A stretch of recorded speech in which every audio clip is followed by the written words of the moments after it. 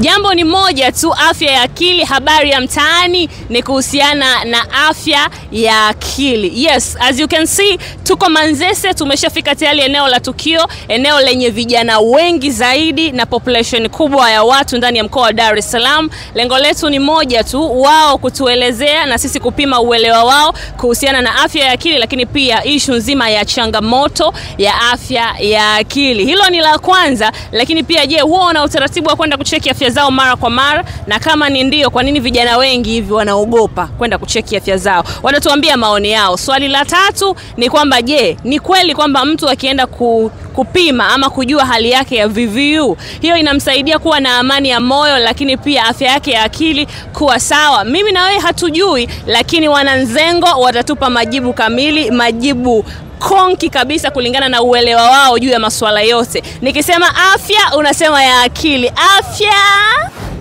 Kwa majina naitwa Msafiri Blessi, almaarufu Mchina. Unafahamu nini kuhusiana na afya ya akili na changamoto ya afya ya akili? Afya ya akili ninavyofahamu mimi, yani ni mwanadamu anapotingwa na msongo wa aina yoyote kinachomsibu, lazima akili yake itakuwa haiko sawa. Hiyo itakuwa moja hapo mtu kuwa na afya ya akili. Kikubwa naweza kusema ni mahitaji muhimu tu kwa mwanadamu. Yakipungua lazima akili iumbe. Inapoyumba tayari shakuwa afya ya akili ni shida tayari hiyo. Na kama mahitaji yanaenda vizuri nini, hata akili yenyewe inatulia na kaa vizuri. Habari nzuri. Pole na kazi. Shapoa, kazi na wewe? Salama kabisa. Sorry, unaitwa nani? Mimi naitwa Asha au Mama Amina. Kama Manzese Baresa.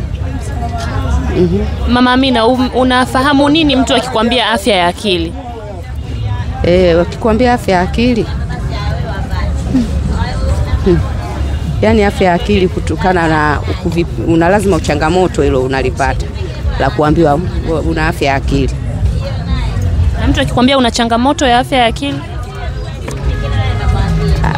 unakubaliana nalo kwa sababu ni jambo moja labda kaliona yeye mwenyewe kwenye kichwa chake.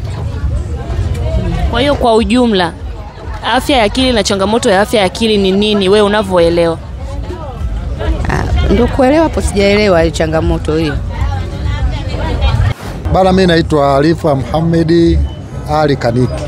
Nipo hapa Baresa kama dereva malori. Unaelewa nini kuhusiana na afya ya akili na changamoto ya afya ya akili?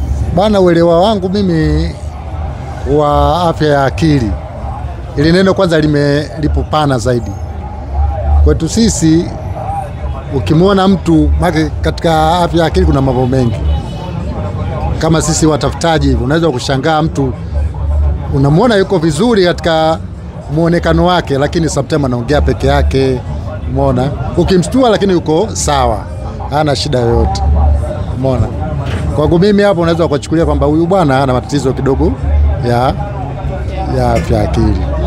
Lakini kuna mwingine unaweza kukaa naye hivi akawa yeye ni mtu wa kusikitika tu, mara ni mtu wa hasira, umeona? Ukimueleza, yani ukimuuliza changamoto yake ni nini, atakwambia vitu ambavyo mwingine akakuelezea changamoto yake, mwingine akakataa kabisa, akawa na jazba, umeona? Kwa hiyo swala la afya akili limepanuka, ni sehemu, yani ni eneo kubwa sana la kumtambua mtu kwamba huyu ana afya ya akili.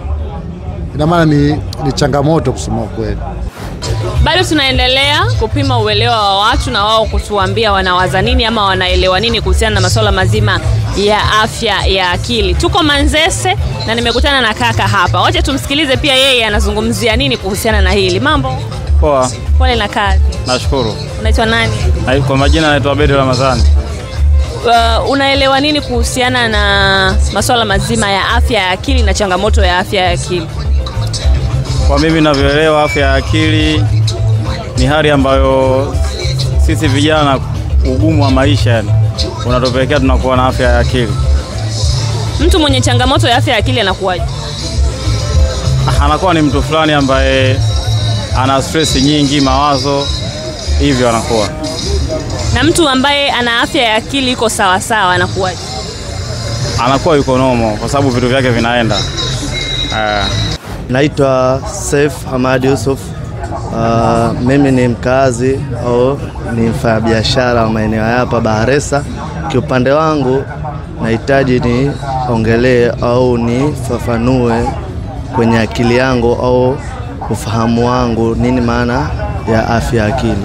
Afya ya akili ni kitu au ni mfumo mrefu, huwezi kuuelezea kwa uelevu na kufahamu zaidi, lakini kiupande wangu ninavyofahamu, afya ya akili inatokana na aina ya changamoto ambazo zinaweza zikakukuta au kitu ambacho chaweza ikakusibu ambacho huwezi kufahamu au kuelezea kwako na kuonesha labda uhalisia binafsi katika maisha yako.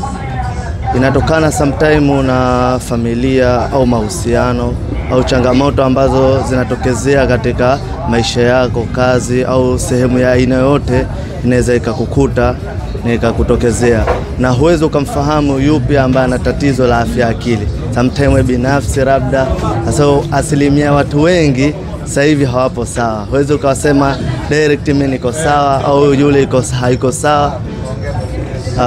Changamoto ambazo zinawakuta watu, muda mwingine kuingia kwenye mahusiano, muda mwingine ambayo ya mahusiano mengi, wanawake wengi au mwanamke kuwa na wanaume wengi. Sometimes inaweza kukuta tu kama maradhi tofauti. Kwa hiyo unaweza ukatoka kwenye mfumo, unaweza ukapotea katika akili yako na kutojifahamu ghafla.